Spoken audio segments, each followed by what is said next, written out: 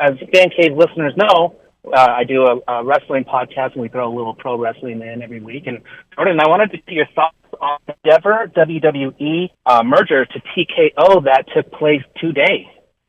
Yeah, that's actually one of our topics that we're going to hit in this final segment. But I think it's big news for the sports entertainment world as a whole. There's going to be lots of opportunities that are opened up because of it. I do think that there are some things that are cause for concern, because when you start introducing the thought of the companies being publicly traded, then you run into the potential of, what are they going to try to do to benefit shareholder interest as opposed to upholding what could potentially be integrity of sport and competition and the meritocratic end of things. But, like I say, that's there's so many things that are swirling around right now, especially with the antitrust lawsuit that's in place, that we're just going to have to see how all of this unfolds throughout the years. I mean, it's massive one way or the other to have a merger of these two mega conglomerates within the sports world, and yeah, I'm excited to see what it has, but I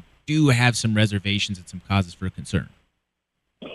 I do as well on the wrestling side.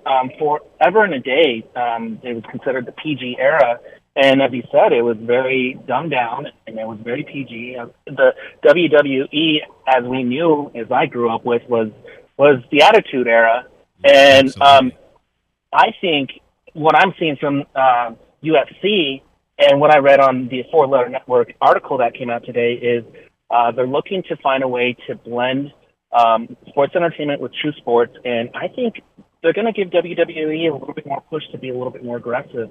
This last weekend we saw some very controversial things in the UFC, and I think WWE is a platform that can adapt to that but not lose its fan base and find a nice blend. It's going to be interesting to see how they maneuver UFC fighters.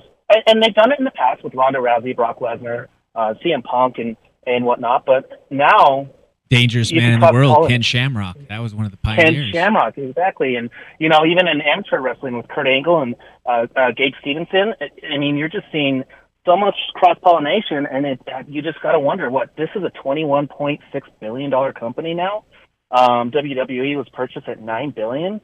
I mean, they have, it seems like, unlimited funds to control whatever they want in combat sports.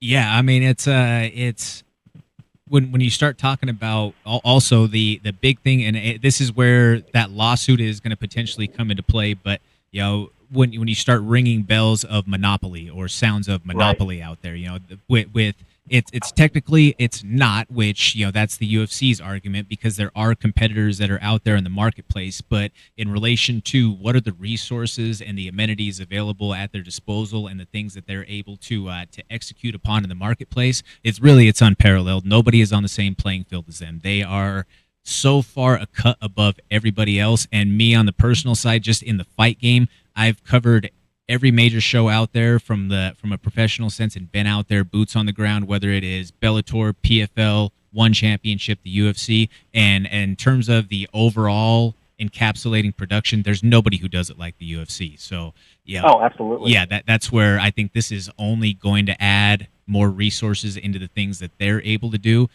Ultimately, in the end, for me, moreover, what I would love to see is a greater revenue split towards the fighters. That's what it all comes down to in the end.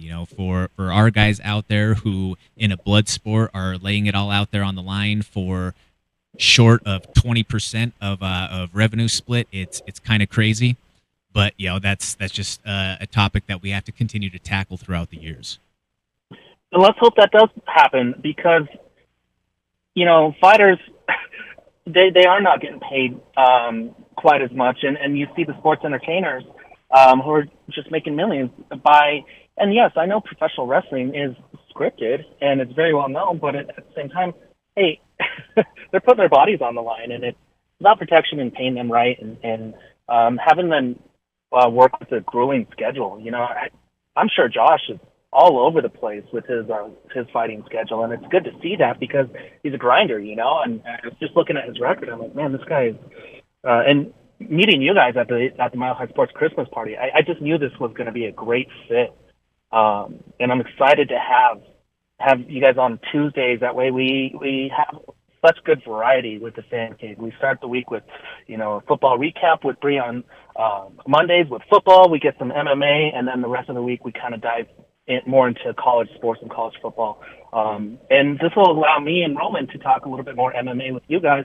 My brother Roman runs a youth wrestling program, CWA, so I'm sure he'll be excited to chime in a little bit and how that's going and growing as well. Oh yeah, definitely. No, we're like I say, we're so happy for the opportunity that you guys have afforded for us here, and we look forward to where the future goes ahead along with this. Ryan, thank you so much for joining us here along today on the MMA Plug, and we look forward to being strapped to this rocket ship and taking it to the moon, baby. Let's go to the moon, Jordan. Let's do it. Have a good show, man. Yes, sir. Thank you very much. Thank you so much for watching. Please hit that like, share, and subscribe button. That helps us continue to produce this original MMA content and bring it for you every single week. Tune in to the MMA Plug presented by Fan Cave on 98.1 FM, Mile High Sports Radio.